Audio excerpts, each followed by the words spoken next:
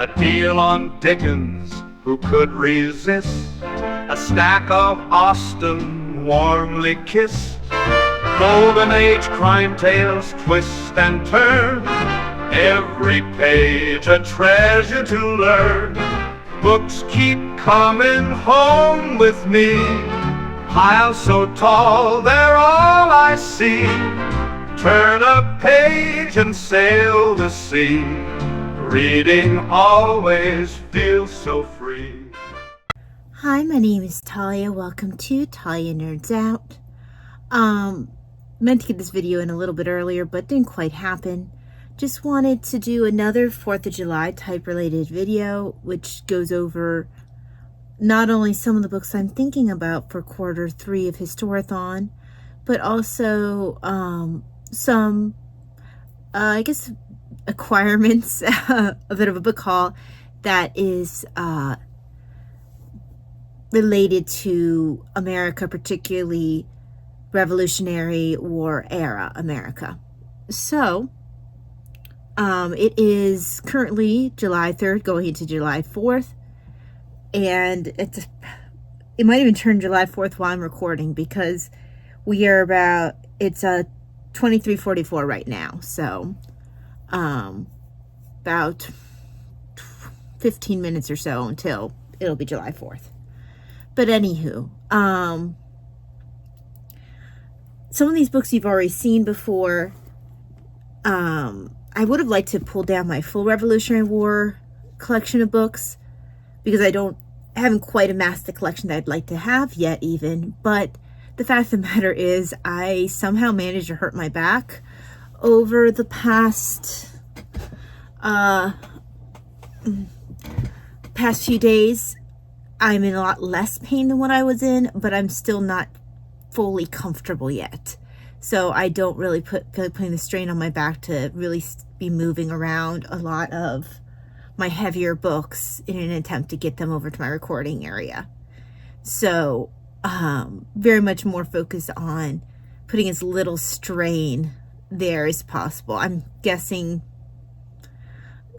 my body's very sensitive to weather, and I'm guessing something about the weather just made my body decide to throw a hissy. So, but that's neither here nor there. I'm comfortable enough to at least run through these books with everybody. And I've got some gunpowder tea in my Americana House Mouse mug.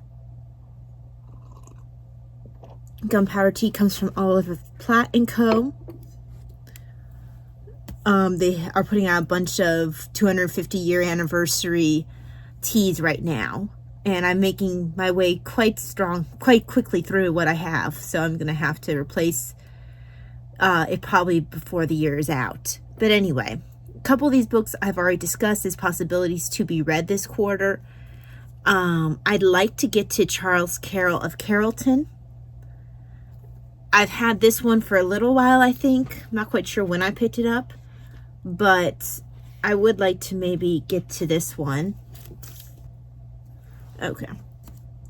Then got, you might be hearing fireworks in the background. I showed this in a previous video, The Spur of Fame. Dialogues of John Adams and Benjamin Rush, 1805 to 1813. Don't know that we'll get in this year, but I look forward to reading this. I'd like to sooner rather than later. I'd love to read this one this year, but I'm not sure if it'll happen. Francis Scott Key, Life and Times.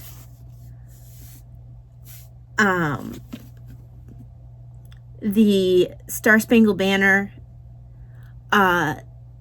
the national anthem, that's very much tied to my childhood. Whenever we lived on Air Force bases, so at a certain point in the day, I don't know what time it was because I was a kid and I didn't have a watch on me, but at some point during the day, the national anthem would ring through the base, and everyone would stop what they're doing, hand over heart, and stand until, the end of the national anthem, and then go back to what we're doing. So it's kind of like one of those core memories of my childhood, just sort of like doing whatever I'm doing, national anthem, okay, now can go back. So I can't believe I haven't read a book about Francis Scott Key before this point. Look forward to reading this one. This one is an older one, I believe. Was put out, this introduction here looks like it's 1937. Not sure when the actual book was released. This edition is 1998, but I believe that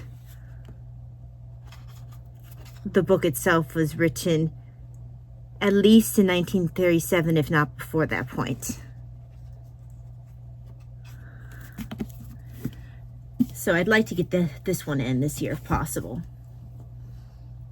Now for the rest of these. These are all book hauls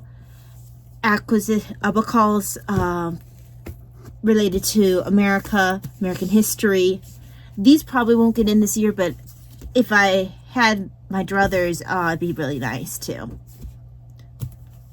I think the first one I want to bring up is Declaring Independence, Why 1776 Matters by Edward J. Larson. I picked this up because Ariane mentioned it on her channel, and she seemed to be really enjoying this. And this, actually, of all of them that are newer, this one is the one I kind of see maybe starting this year. So this might join the pile over here of hopefuls. Then I have the Adams-Jefferson letters, the complete correspondence between Thomas Jefferson and Abigail and John Adams. For some reason, it didn't occur to me that Abigail might have written to Jefferson as well. This one probably won't be this year. I figured this will be my baby step into Jefferson, because I'm not a huge Jefferson fan necessarily. But maybe his letters will be a good stepping off point.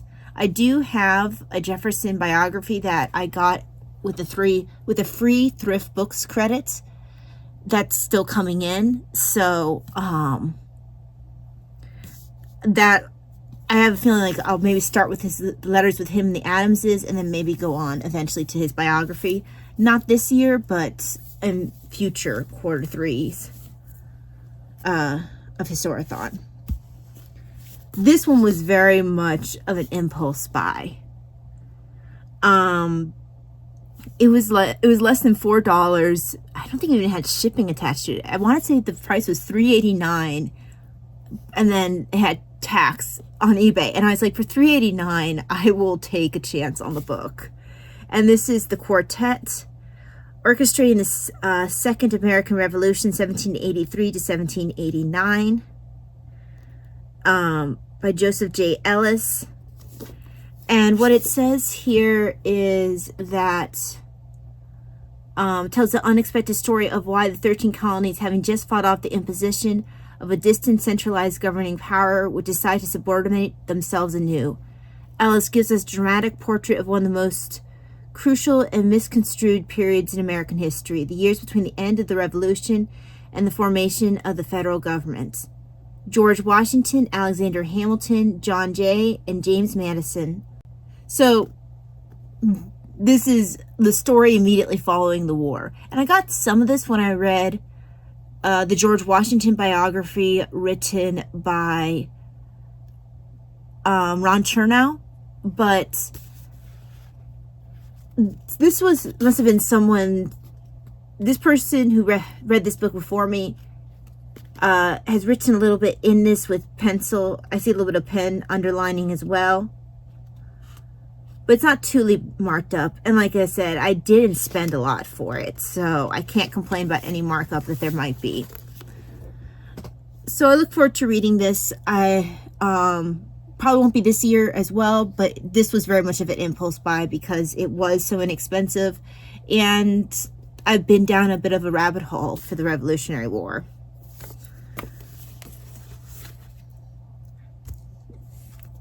Now, mentioned Hamilton, that will bring me to this one here. Pride and Pleasure, The Schuler Sisters in an Age of Revolution by Amanda Vale. Now, the Schuler sisters, you had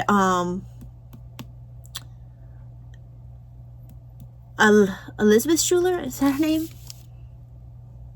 Eliza Schuler, who is Alexander Hamilton's wife, and apparently she did a lot after his death to carry on his legacy. I understand she did work with orphans. This focuses mostly on Eliza and on her older sister, Angelica. I believe there is a third sister as well, but I don't think that this book focuses on her.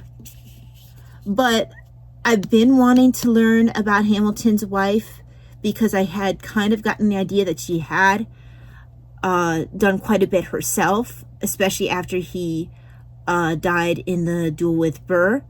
So I wanted to learn more about her. And when I saw this pop up on my recommended for you Amazon, I took advantage of a sale that they had going into the 4th of July weekend and decided to pick it up, since this already is a topic that I have been wanting to learn more about. And that's another book that I was able to finally snag, was Ron Chernow's Hamilton for a very discounted price. Another one that was being was beneficiary, I believe, of the 4th of July sale was the Penguin Classics, The Portable John Adams.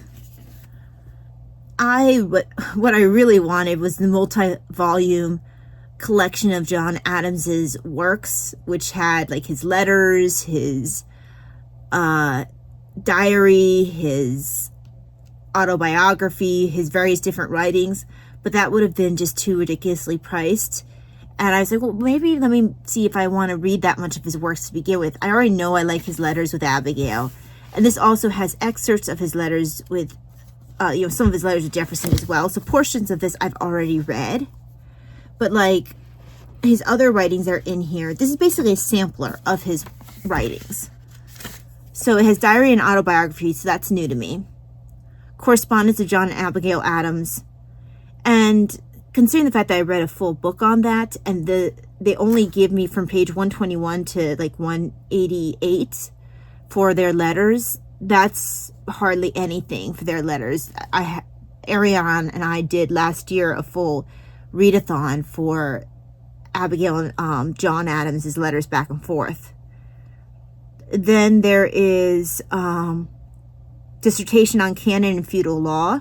Oh, sorry, his earliest writings come before that. Then the dissertation on canon and feudal law, thoughts on government, Novangelists, which I'm not sure what that is, the defense of the constitutions of the United States of America, discourses on Davila, correspondence with Roger Sherman and John Taylor, correspondence of John and Abigail Adams with Thomas Jefferson. So that last one, of course, I have in the parts of, or I have this is parts of what I have in full with the big volume, the letters of John and Abigail with Jefferson. So I have portions of that in here, which I did not realize that this had, like I had already picked this up before I picked up the portable John Adams.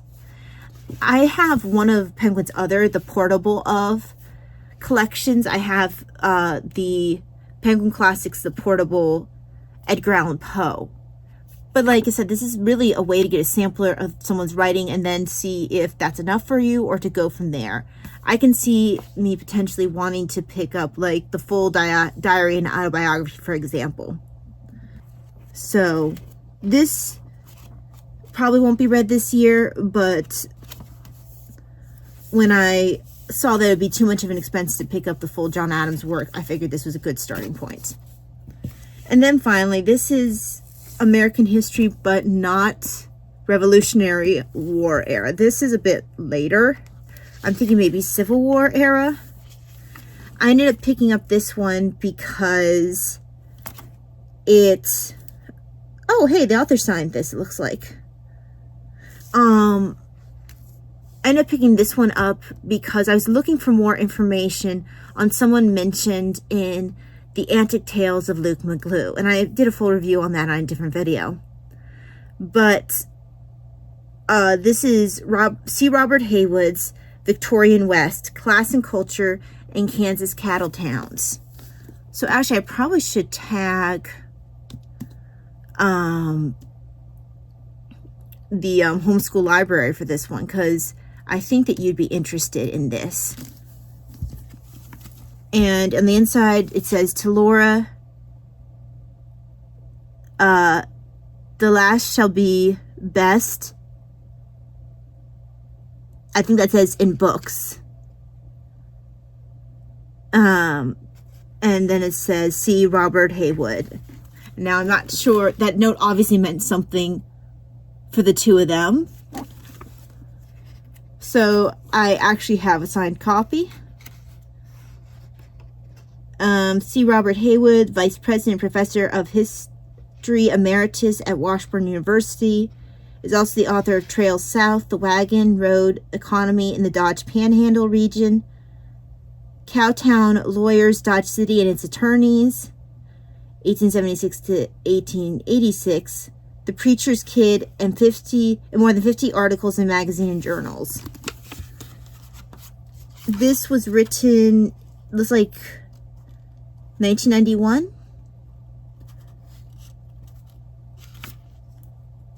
And I was looking for more information on, like I said, on a preacher who was mentioned, in a pastor who was mentioned in the Antic Tales of Luke McGlue. So he apparently comes up in this, and it just looks like it could be good.